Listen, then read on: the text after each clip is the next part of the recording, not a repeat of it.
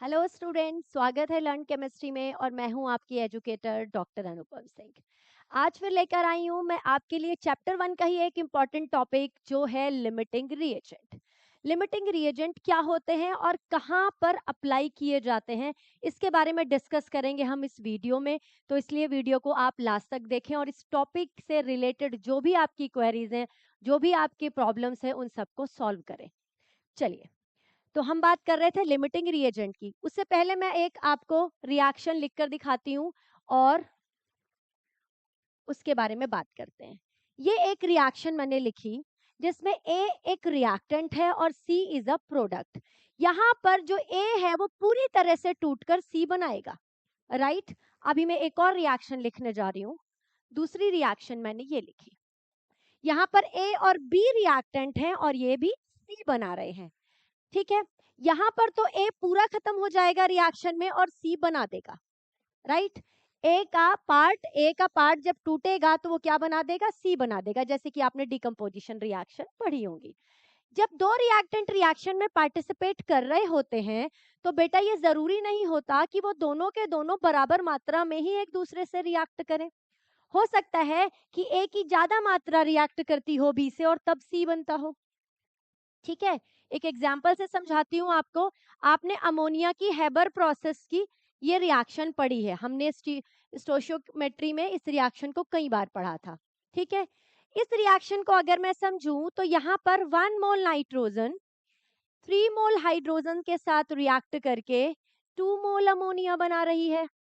तो आप यहाँ पे देख रहे हैं कि हाइड्रोजन और नाइट्रोजन के इक्वल अमाउंट रिएक्शन में रिएक्ट नहीं कर रहे, राइट। 1 मोल नाइट्रोजन 3 मोल हाइड्रोजन के साथ रिएक्ट करती है तो 2 मोल अमोनिया बनते हैं। इसका मतलब जब रिएक्टेंट एक से ज्यादा होते हैं तब क्या होता है, उनके बीच में जो वैल्यू है वो डिफर कर सकती है रिएक्टेंट की रिएक्ट करने की। कैसे? जब दो रिएक्टेंट होते हैं तो उनमें से कोई ज्यादा रिएक्ट कर सकता है, कोई कम रिएक्ट कर सकता है, ठीक है। तो वहीं से ये एक टर्म आती है लिमिटिंग रिएजेंट की। और इसकी पहले हम डेफिनेशन देखते हैं और फिर आगे की चीजें समझेंगे। तो लिमिटिंग रिएजेंट नाम से ही समझ में आ रहा है, लिमिट लगा देने वाला रिएजेंट। लिमिट किसमें लगाएगा? रिएक्शन में लिमिट लगाएगा, यानी कि रिएक्शन को रोक देगा। उसे हम क्या कहेंगे? लिमिटिंग रिएजेंट कहेंगे। अब इसकी एक प्रॉपर डेफिनेशन है कि the reactant which gets completely consumed in the reaction is called limiting reagent.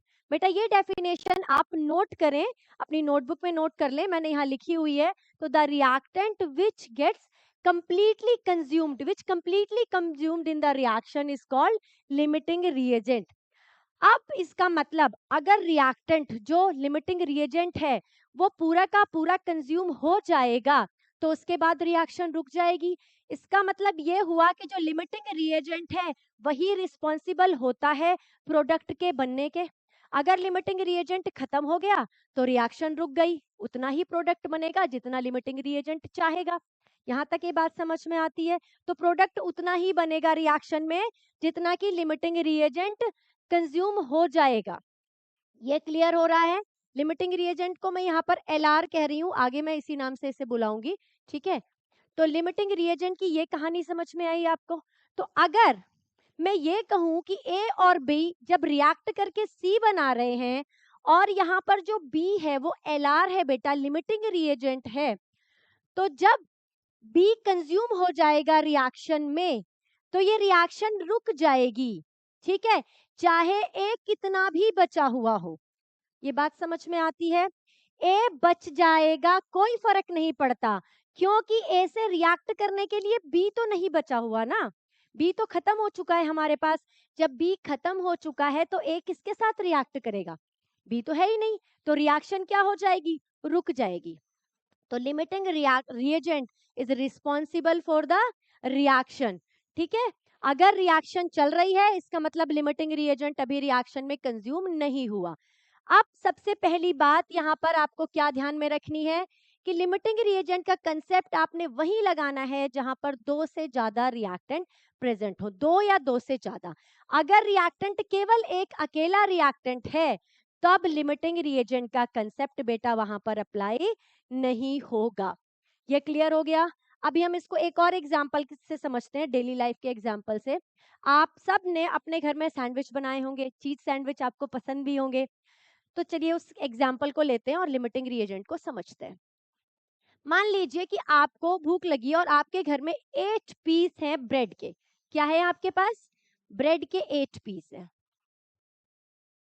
हमें पता है कि चीज सैंडविच बनाने के लिए मेन हमें क्या कंपोनेंट चाहिए? एक तो हमें ब्रेड चाहिए, दूसरा हमें क्या चाहिए बेटा? चीज चाहिए।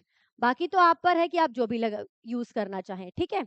तो मेरे पास 8 पीस ब्रेड के थे, ठीक है। 8 पीस ब्रेड के थे, तो कितने सैंडविच मैं बना सकती थी? यहाँ पे 4 सैंडविच मैं बना सकती हूँ, क्योंकि मुझे पता है कि सैंडविच में 2 ब्रेड लगती है एक सैंडविच में, ठीक है। ये चीज क्लियर है। लेकिन मेरे पास चीज के पीस कितने थे? मेरे पास चीज के सिर्फ 3 ही पीस पड़े हैं फ्रिज में। तो अब मुझे बताओ कि कितने सैंडविच बनेंगे? कितने सैंडविच यहाँ पर बनेंगे? चीज सैंडविच की मैं बात कर रही हूँ। चीज सैंडविच कितने बनेंगे यहाँ पे? जब आपके पास 3 पीस चीज है तो 3 ही चीज सैंडविच बन पाएंगे। और 2 जो पीस है, देखो एक सैंडविच में 2 ब्रेड लगी, 3 में 6 ब्रेड लगेंगी। तो जो 2 पीस हैं ब्रेड के वो हमारे क्या हो गए?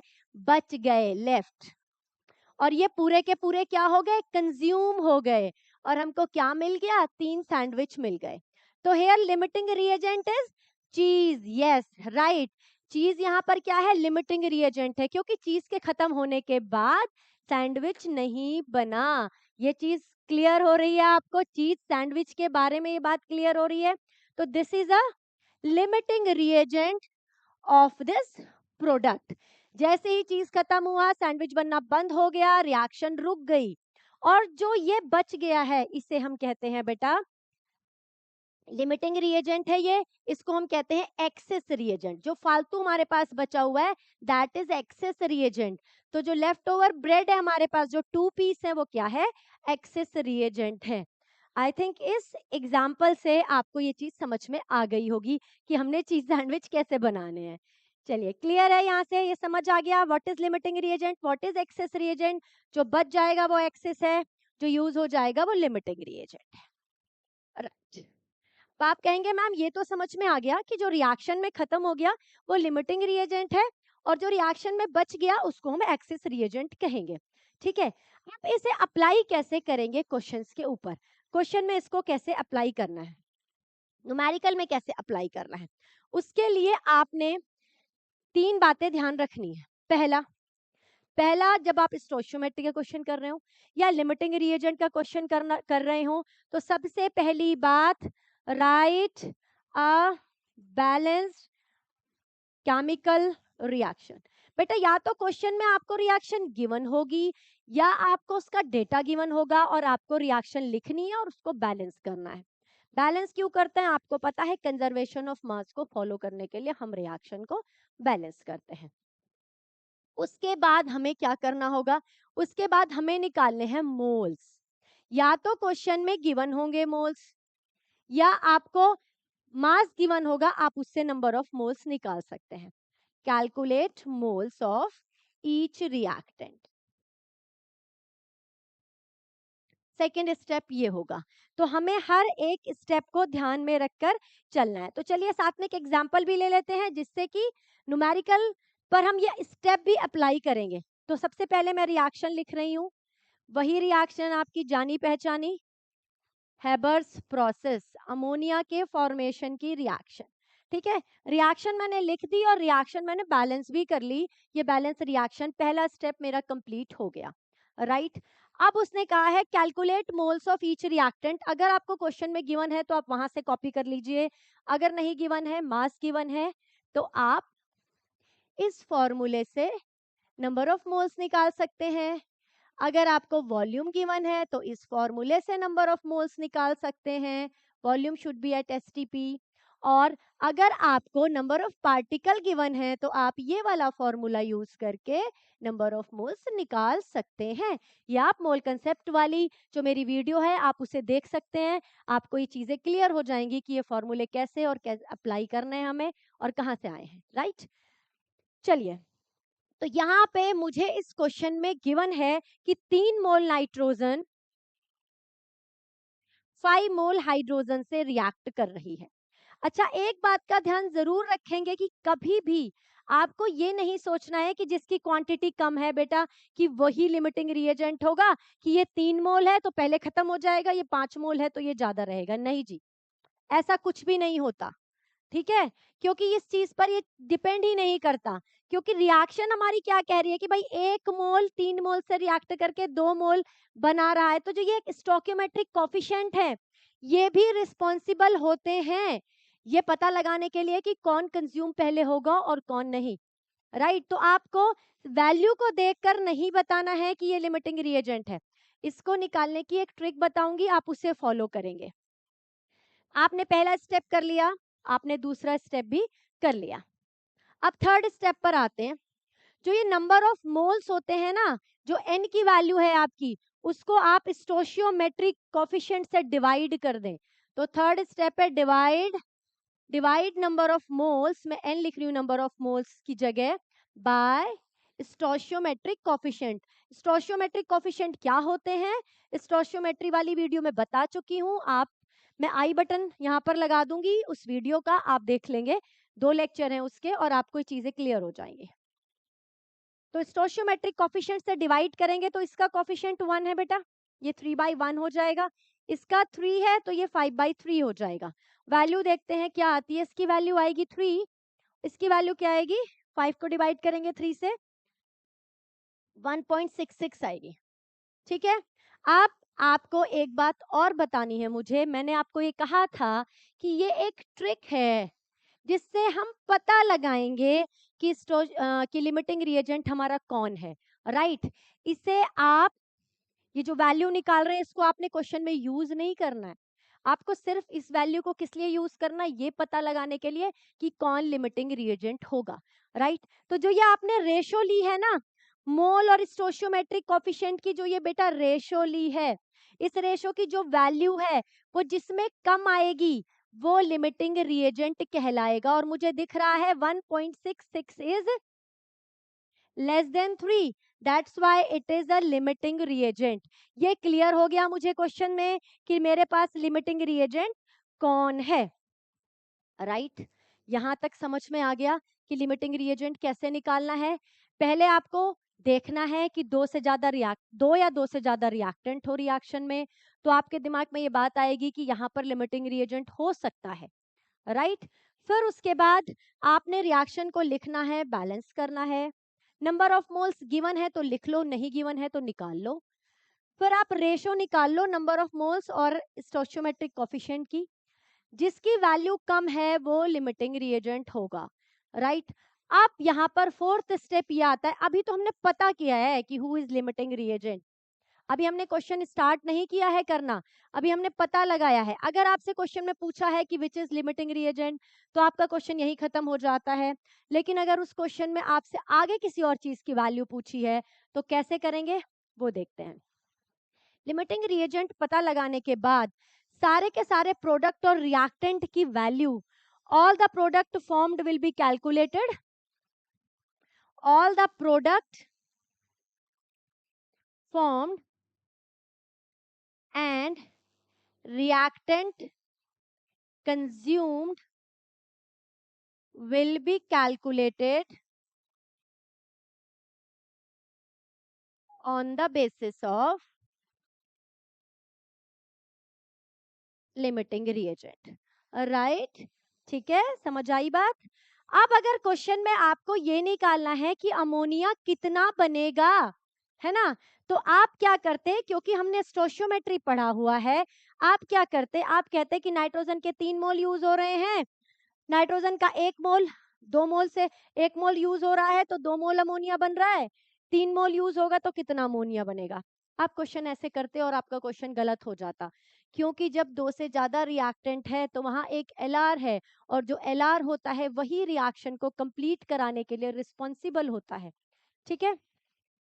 तो आपको ये रिएक्शन, ये आंसर हाइड्रोजन को यूज करके निकालना है, क्योंकि hydrogen is a limiting reagent. Ammonia कितना बनेगा ये हाइड्रोजन डिसाइड करेगा। नाइट्रोजन रिएक्शन में कितना कंज्यूम होगा वो हाइड्रोजन डिसाइड करेगा। क्लियर है ये बात? तो पहले लिमिटिंग रिएजेंट निकालना होगा और उसके बाद रिएक्शन को या क्वेश्चन को हमें सॉल्व करना होगा। चलिए अब देखते हैं कि रिएक्शन को सॉल्व क्वेश्चन को सॉल्व कैसे करते हैं। हमें दिया हुआ है कि क्वेश्चन में हमें दिया है 3 मोल हाइड्रोजन दी हुई है और 5 मोल 3 मोल नहीं सॉरी 5 मोल हमें दी हुई है हाइड्रोजन और 3 मोल दी हुई है हमें नाइट्रोजन और पूछा हुआ है how much ammonia will be formed. Question क्या दिया हुआ है when 3 mole of nitrogen react with 5 mole of hydrogen how much ammonia will be formed, right. हम जब इस क्वेश्चन को देखते हैं तो स्टोशियोमेट्री अप्लाई करना स्टार्ट कर देते हैं और यूनिटरी मेथड से आंसर निकालने की कोशिश करते हैं। लेकिन फिर से कहूंगी 2 से ज्यादा रिएक्टेंट है, एलआर का कंसेप्ट लगाओ और ये पता कर लिया हमने कि इधर हाइड्रोजन एलआर है तो एलआर को ही यूज करके आपने प्रोडक्ट निकालना है, एलआर को ही यूज करके आपने बेटा प्रोडक्ट को निकालना है। देखिए कैसे करेंगे क्वेश्चन को। अब 3 मोल, क्योंकि मुझे हाइड्रोजन ही रिस्पॉन्सिबल है रिएक्शन के लिए तो हाइड्रोजन की ही बात करूंगी और मैंने आपको सिखाया है कि जिन 2 लोगों की बात हम कर रहे हैं, अभी हम हाइड्रोजन और अमोनिया को कंपेयर कर रहे हैं तो इन दोनों की बात करेंगे। 3 मोल hydrogen consumed and formed how much ammonia? 2 mole ammonia. अगर 1 मोल हाइड्रोजन कंज्यूम होगी तो 2/3 मोल अमोनिया बनेगी। बच्चे ये समझ आया यहाँ तक? और मेरे पास हाइड्रोजन कंज्यूम कितनी हो रही है 5 मोल। अगर हाइड्रोजन कंज्यूम होती है 2/3 इंटू 5 तो ये हो गया 10/3। वैल्यू कितनी आएगी इसकी 3.33 आ जाएगी। इतने मोल अमोनिया के प्रोड्यूस होंगे, 3.33 मोल अमोनिया के प्रोड्यूस होंगे। आपको यूज किसे करना है? लिमिटिंग रिएजेंट को यूज करना है। आई थिंक आपको ये चीज क्लियर होगी। यूनिटरी मेथड आपको आता है, अगर कोई प्रॉब्लम है तो आप स्टोशियोमेट्री वाली मेरी वीडियो को देख सकते हैं। तो हमें यहाँ पे क्या क्या पता चला इस क्वेश्चन से? एलआर हमारा क्या है? हाइड्रोजन है। एक्सेस रिएजेंट हमारा कौन है? नाइट्रोजन है। और अगर हमने 5 मोल हाइड्रोजन ली है इस रिएक्शन के अंदर तो 3.33 मोल अमोनिया हमें यहाँ पर मिल रही है। अब हमें जब ये पता है कि ये एलआर है, इसका मतलब ये रिएक्शन में पहले खत्म हुआ होगा और जो नाइट्रोजन है ये एक्सेस रिएजेंट है, इसका मतलब ये बचा हुआ होगा। ये क्लियर हो रही है बात बेटा? ये बचा हुआ होगा। देखो यहाँ पर आपको ये चीज समझ में आ रही है, देखो क्वांटिटी ज्यादा है लेकिन तब भी ये पहले खत्म हो गया था, इसीलिए कभी भी पहली क्वांटिटी को देखकर, मोल को देखकर ही आंसर नहीं बताना कि कौन लिमिटिंग रिएजेंट है। रेशो निकालो तब डिसाइड करो, राइट।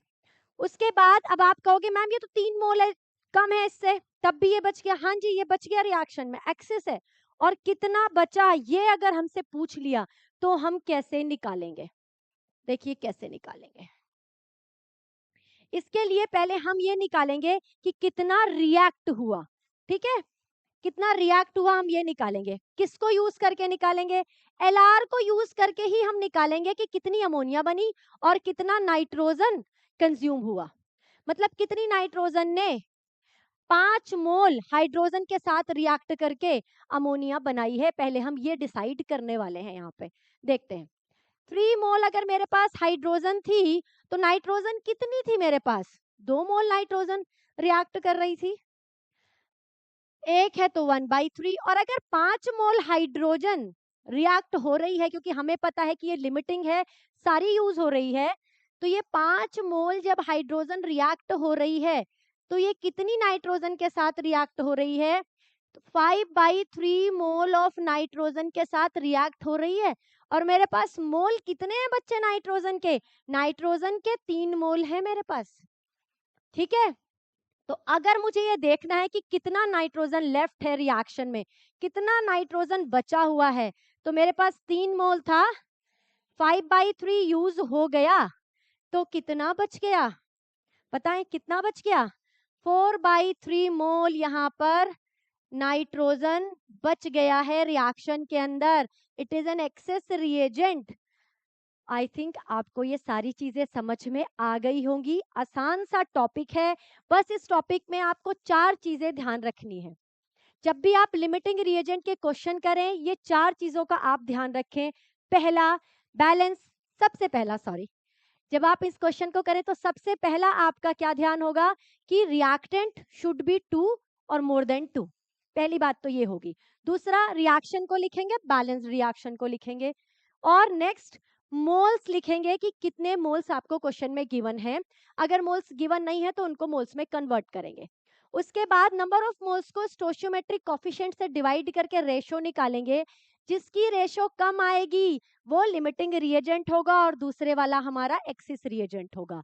लिमिटिंग रिएजेंट रिस्पॉन्सिबल होता है रिएक्शन के लिए, तो रिएक्शन में कितना अमाउंट कंज्यूम हो रहा है या कितना प्रोडक्ट फॉर्म हो रहा है, ये डिसाइड भी लिमिटिंग रिएजेंट करेगा।